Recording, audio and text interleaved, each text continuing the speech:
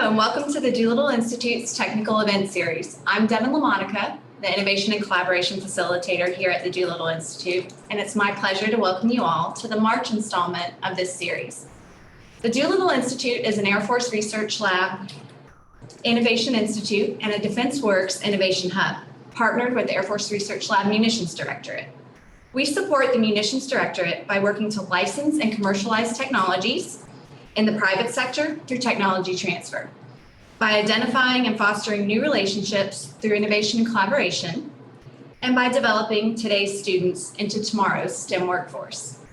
The goal of the Technical Event Series is to strengthen and broaden science and technology collaborations among industry, academia, and the DoD through a monthly topic-focused interchange, thus providing opportunities for the government to share its research and technological needs with industry and academia, and for industry and academia to share and showcase their cutting-edge technologies and capabilities with government stakeholders.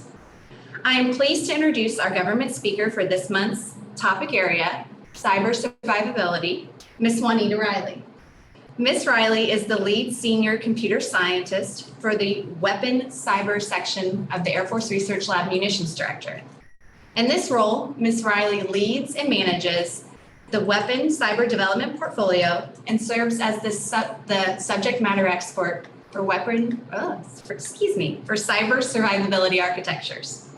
If you have any questions for Ms. Riley, please use the chat function to post them during her presentation. When she finishes, the questions will be read aloud, and there will also be an opportunity to ask additional questions. Ms. Riley, take it away. All right, good afternoon, everyone. I'm going to begin sharing my screen.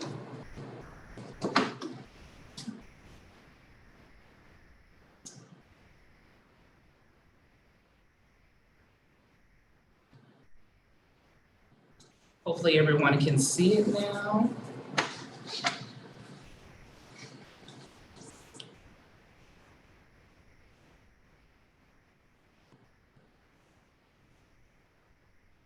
Okay, so thank you for that introduction. I am Juanita Riley. I'm going to go over cyber survivability, what it means for our portfolio, and what we'd be looking for when we are thinking about new technology and partnering with others. So first, I'm going to start off with the Munitions Directorate. We are located here at Eglin Air Force Base. This is where I reside. Our mission is to discover, develop, integrate, and demonstrate and transition conventional air-launched weapons. Today, I'm going to talk about how cyber survivability and its different elements relate to how we secure munitions currently and how we plan to secure munitions in the future. So here you see the 2023 priority areas for the Munitions Directorate. So I'm going to highlight a few of those, and I'm going to explain how they relate to cyber survivability and cybersecurity. So the first up I'm going to talk about is digital material management. So digital material management is the process of integrating and employing digital methodologies across a life cycle for a weapon system. So it is intended to be an accelerator for introducing winning capability to the warfighter. Now, how this relates to cyber survivability is twofold. First, if you think about digital material management, and we broaden it a little bit into digital engineering and digital twinning. I'm going to give you an example with digital twinning.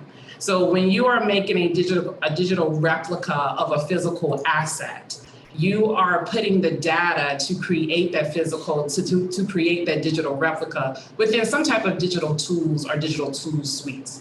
So the first thing that we have to secure is definitely the digital tools. So I'm looking for solutions that when you are using in hybrid cloud configuration, and when you're using third-party software applications, to make sure we have some type of security wrapper as the data is flowing in and data that is flowing out, especially when you're using third-party applications that have also utilized open source software or common use hardware, because that introduces different types of supply chains attacks, which I'll talk about later. The second piece is the digital twin itself. So within the digital twin, we have to make sure that the introduction, any type of intrusion, or how we design it because it gives the roadmap of how a physical asset is actually developed. So I don't need during wartime for your physical asset to drop into the enemy's backyard. As an adversary, I can just go to that tool suite and begin to see if I'm able to access the data and access different entry points of that software application that creates the digital twin. So we have to secure the data that produces the digital twin, and we also have to secure the infrastructure that produces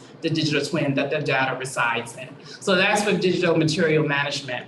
Another area is foundational with weapon S&T. So from a cyber perspective for here, we're talking about when you are thinking about designing any type of logic bearing software or algorithms that are going to be integrated within a munition, within a fighter, a new common operational picture, or anything that the warfighter is going to use into the battlefield, you have to be thinking about what are the operational threats to this and what are the functional threats to this when you're designing it. So when we're talking about foundational, in the 21st century, anything that you are developing now that you have not considered the cyber implications of, you are developing a system that is really for the 20th century, not for the 21st and beyond. So foundational, you have to now think about, as I said, your operational threats, your functional threats. You also have to think about with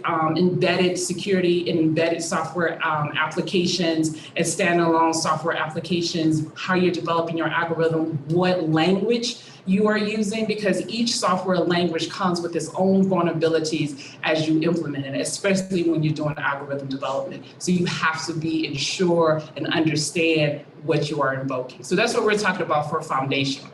Now, as we go down to network collaborative autonomous weapons. So with this one, this is a fun area to actually work in, and we have quite a few projects in this area. You're talking about assured autonomy, and I'll go into a little bit more detail later in my presentation about this. But with assured autonomy, we are always thinking about the safety, the trust, and the functional correctness of anything that we're designing, whether it's going to be on the algorithms piece or it's going to be on the software piece, and how all of that is going to execute on untrusted hardware. The next I'm going to point out is for S&T enablers, and specifically for NDO soft and space. So I'm going to use an example with our Special Operation Forces. Their munition set is a little different from traditional Air Force munition sets, that they have to be a little bit more stealthy and a little bit more quieter. So I'm always looking for solutions that can provide exploitation for RF communication. If you're looking at anything beyond anomaly detection, that really does not work well within a munition set because of the timing constraints within a munition. So I'm looking at something that is beyond that. So I'll leave it with that, with the Special Operations Forces pieces, but I just want to highlight a few of the key areas of the 2023 priority areas that relate to the cyber portfolio. Okay, so now getting into cyber survivability. So cyber survivability has two parts. You have cybersecurity and you have cyber resilience. With cybersecurity, that is the prevention of something happening. So you are trying to design capability to prevent the user or an adversary from gaining access. Cyber resiliency, on the other hand, this says that we are going to design a system that we're going to be able to withstand or fight through particular cyber attacks, but we'll be able to recover at a specified amount of time. Now, at a specified amount of time, you have to understand within your system where in the design can it afford to fail, well, it will not impede the actual mission. Once you have understood your failure points within your system, then you can begin to design recovery mechanisms within it so it can be resilient. Now with this, there is a performance parameter piece that comes with any weapon system within DoD. So you have to keep those in mind too. Here, I'm explaining the 3 pillars of cyber survivability that anytime I receive a white paper or a proposal or a presentation from industry or anywhere, and they're explaining to me that they have a cyber survivability solution, I am always looking to see within their technical technical architecture, how they're going to prevent, mitigate, or recover. And if they truly understand how this is going to be integrated into a bigger holistic system. Because as we all know, cybersecurity by itself does not win this current fight, nor will it win the future fight, especially with the onset of advanced artificial intelligence, autonomous systems, whether they're parameters or rules-based, especially if it's AI-enabled autonomous systems. We do have to think about that because so much of our enterprise is legacy systems that we are actually developing security capabilities on top of existing technical debt, which is that fine line between developing a system for performance and then not thinking about how it's going to be updated for future generation systems or when the battlefield changes, as we see daily in the cyber world.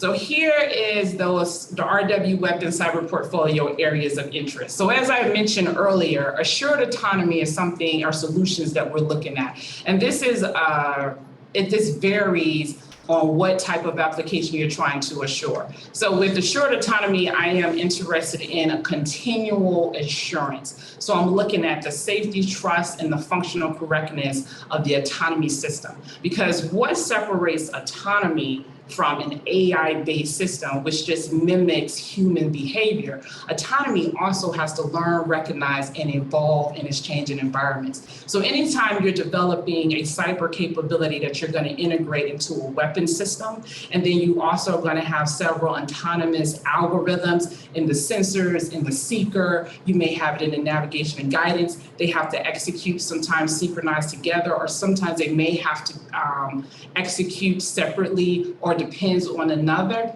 I have to make sure that in the solution that I understand the trust between the system and its components. And if this system is going to connect to another system, how are they going to trust to each other? And your recognizing mechanism. This is where most adversaries infiltrate autonomous systems, even though we don't have a plethora of them out there on the market space right now, but we do have quite a few that we've already begun to see that based on the algorithm and how it is designed, we have these math manipulation attacks where they'll teach and relearn the algorithm to do, reveal, and learn wrong things. And sometimes we don't have an alert within the system to let the human, especially when they're not on the loop, they're not aware early enough that things have changed. So when you're proposing or thinking of a solution to this particular problem, I'm going to ask questions and I'm going to make sure that I understand your mechanism, because that bleeds over to your evolution. How you have trained the system to understand the different parameters in the operational space and how to react to them, and what courses of actions you have actually taught them. So anybody that's in the autonomy or AI space know that data is paramount, and having good quality sanitized data can sometimes be hard to come by. So this is a challenge on our end as well, but I'm always looking for different solutions of how to get around this, and I'm always paying attention when it comes to continual insurance, how that safety, recognition, and evolution all ties together. Functional correctness, let me talk about this for a few. That is about testing. When you test your assured autonomy, I can provide you the performance parameters that we'll have to test to, but then we'll also have to come up with a strategy of and determine parameters of how we're going to test when the system does a course of action we as humans may not choose. That is what we call the degree of disobedience. And any autonomous system is going to have that. So we always have to determine what range is comfortable for us. The next is embedded systems assurance. Now this falls in line with the foundational traditional S&T 2023 priority that I just talked about. So when you're talking about successful execution of missions through trusted and untrusted components, I am talking about being able to attest various components continuously in a dynamic fashion, so then when the software executes, it is executing on untrusted hardware. Anytime I look at hardware, I always assume that it's untrusted, that there's probably some type of weakness or vulnerability or fault within it. So now my challenge is determining how I'm going to develop a software architecture or develop a particular algorithm that I'm going to turn into executable code How I'm going to do that by attesting and verifying that each of the components, especially when you're talking about, for example, a seeker, which can be developed in various ways, how I'm going to ensure that that is actually going to boot up in a trusted space, continuously maintain that trusted space, and execute on that untrusted hardware. Zero trust. Now, zero trust is a big buzzword. It is a good concept, and it's actually an old concept. It just has a better name, better branding name now, calling it zero trust. So when you are, the thing that I see most with zero trust is the solutions when they are proposed to me for a legacy system. They don't always pan out because whenever you have to authenticate, authorize continuously within a system, you always impede performance. So the understanding of how the system needs to perform and where it needs to perform at within its operational environment is paramount first to understand before you start designing a zero trust architecture within it. For new systems, zero trust is all the rage. It's very easy to begin to think about what part of the system you're going to segment, what part of the systems or what components within the system is going to need that continuous authorization and authentication between it. Secure collaborative network and communications, this is paramount. Anytime there's electronic information sharing capability, where you have a swarming of systems or a bunch of systems in the operational environment that may be on the ground, may have to talk to the space, may be in the air, all talking continuously. The secure information domain and framework and how that data is coming in internally and externally, who can see it, who can't see it is paramount to think about. Most people that I've seen on their systems don't understand how external systems data can impede your systems because you're not working with that particular program. So when I'm looking at an architecture or a solution for this particular environment, I am making sure I understand the data flow of how the internal data is within the system and what externally, whether the system is aware or not, can actually impede and how that may interrupt my system's mission or cause a cyber attack to be successful. So here in the blue, I'm going to talk about some other concepts that we're looking at as well. So with cyber deception, we have noticed that our adversary has various ways of disguising its military capability that takes us a little while to understand exactly what it's doing.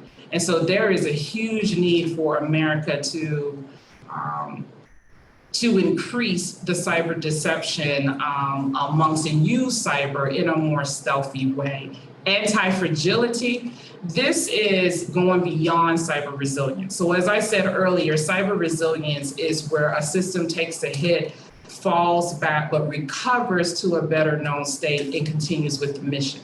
With anti-fragility, a system will take a hit, it'll go down, but it'll come back to a better known state. So it's going to be better than it was before because it has learned. So this is where I'm interested in that AI enableability, that autonomous of putting those anti-fragility capabilities within the system. Hardware and software assurance. This is an area that I normally see lacking. I have hardware and software assurance tools that I use to make sure that the binary and the object code of any software that I'm developing or that I'm receiving from a customer, that it has the confidential level that I need. So this is an area I think across the cyber field that we kind of got to build up on. Open source and standard securities. Okay, so open source is a cost-effective way to get something rapidly fielded. The issue, and I'm a part of a few open source communities, so the issue with open source is that it's open source, so it's automatically an enemy to cybersecurity.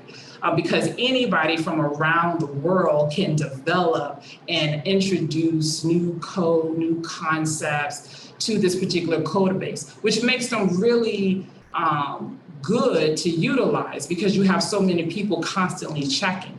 The issue with open source is that you do not know who has or where they are coming from has put certain bombs or certain Trojans or certain beacons or home phone type of software language or execution within that open source that you may actually use within your system.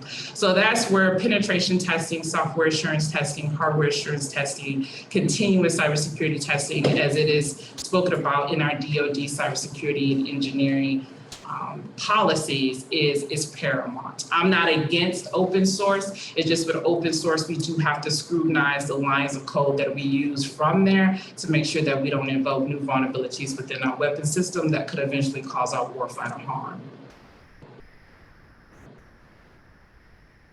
So some of the common proposer challenges that I see when I am being briefed by industry or academia, or out at conferences, or white papers and so forth submitted to me. So I kind of wanted to put this out to let everybody know what I'm looking for, so you can kind of be a little bit more laser focused. So with risk and new attack surfaces, a lot of the architectures, you have to be able to clarify the risk, because even though you're developing a cyber capability that is going to mitigate or eliminate certain cyber threats and vulnerabilities, anytime I take that and I'm going to put that into a bigger weapon system, I have raised the risk level for that weapon system. So I have to bring it down so that that program manager can be comfortable.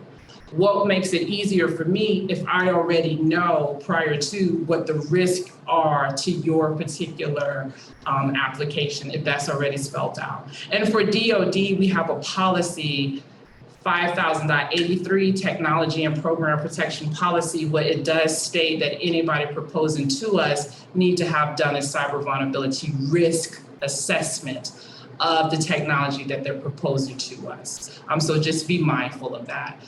Testing early, often T&E. So when I look at the schedule of any type of new capability or any weapon system I may be working on, I'm always looking to see how often testing of this particular capability or new technology is going to be. We always talk about continuous, early, often testing in cybersecurity, but for some reason we still only do it after it's developed.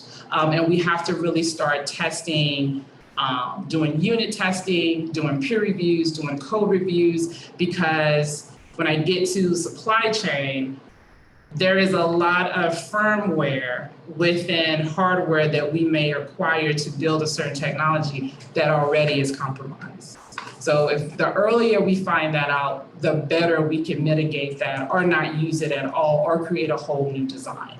Integrated offensive and defensive cyber capabilities. I am not opposed to this. Everything does not have to be just defensive. And if you've ever been in a fight, or if you are a fan of boxing or any type of fight, you cannot win a fight by just holding your fist up. You eventually have to give a punch. So it's the same with cyber. Anybody that has been solely in defensive cyber know how difficult it is to come up with an armored strategy that prevents everything. You'll never be 100% vulnerability free. But there are times where you need offensive measures. So I'm not against seeing integrated offensive and defensive cyber capabilities for some of the problems that we have in our problem set. Know the supply chain.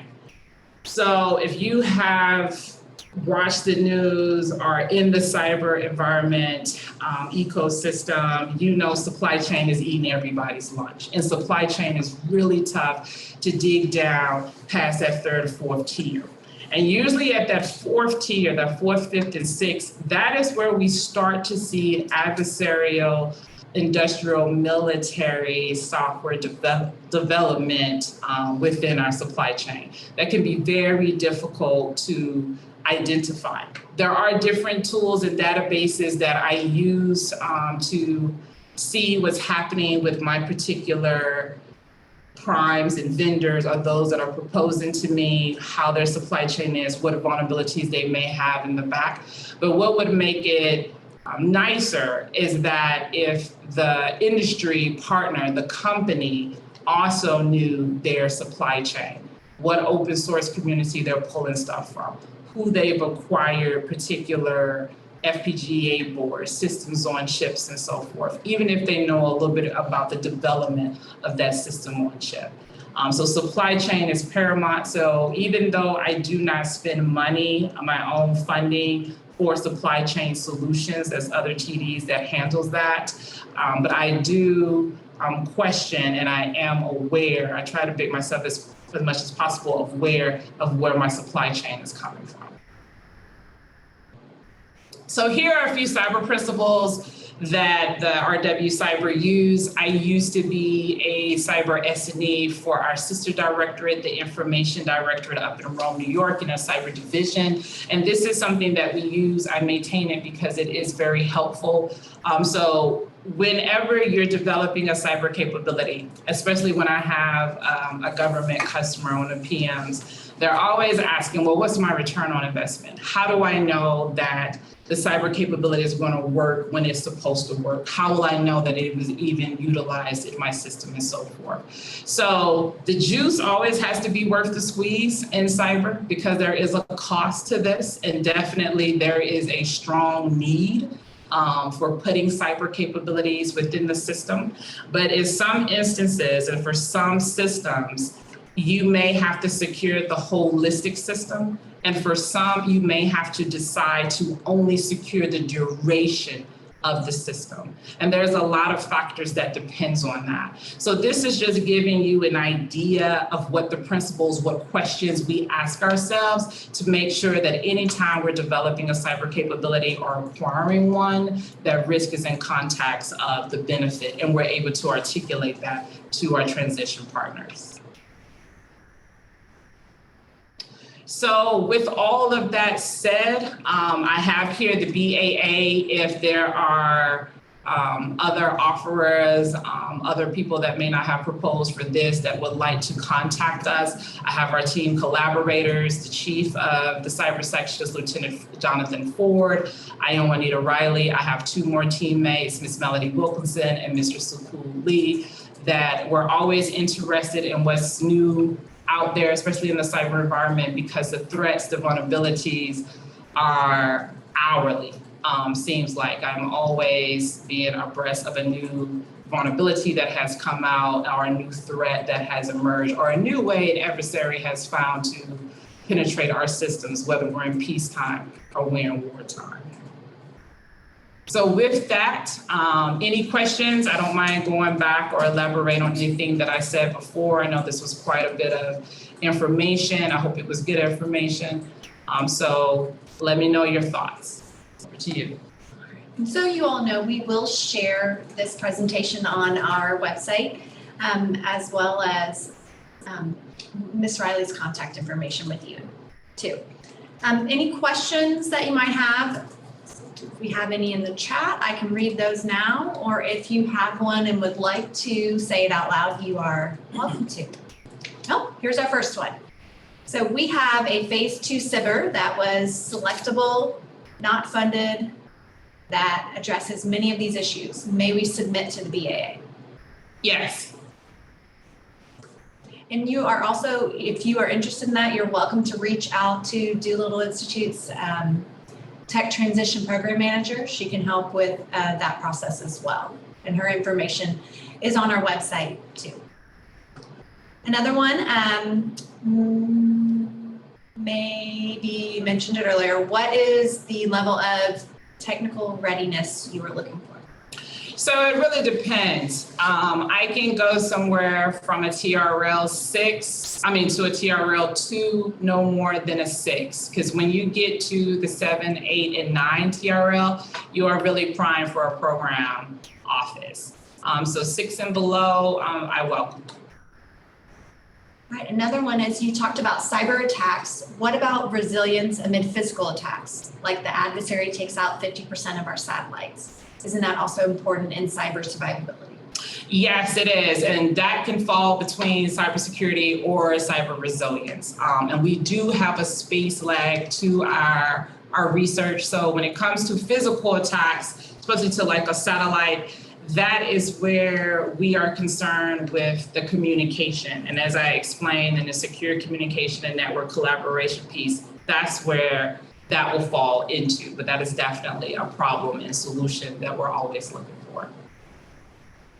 Someone did ask about the link for the website where you can access this information. That is posted in the chat. You can click on March and you'll be able to access Ms. Riley's information as well as the presentation. And then we will put the recording of this on our YouTube channel that you can access from our website as well. All right, any other questions?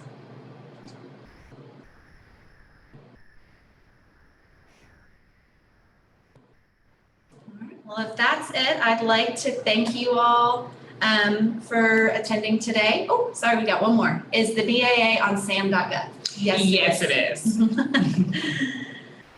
But again, I'd like to thank you all for being here today. To stay up to date on our technical showcase topics, please register for our newsletter at doolittleinstitute.org and follow Doolittle Institute on social media. There will be many future opportunities for industry and academia to submit applications to highlight their cutting edge technologies and learn more about the Munitions Directorate and how to engage. Additionally, like I said, Ms. Riley's presentation will be available as well as our recording of today's event. I hope you all have a wonderful day.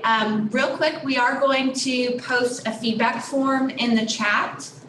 If you could take the opportunity to just give us some quick feedback, I would really appreciate that to help us shape future events.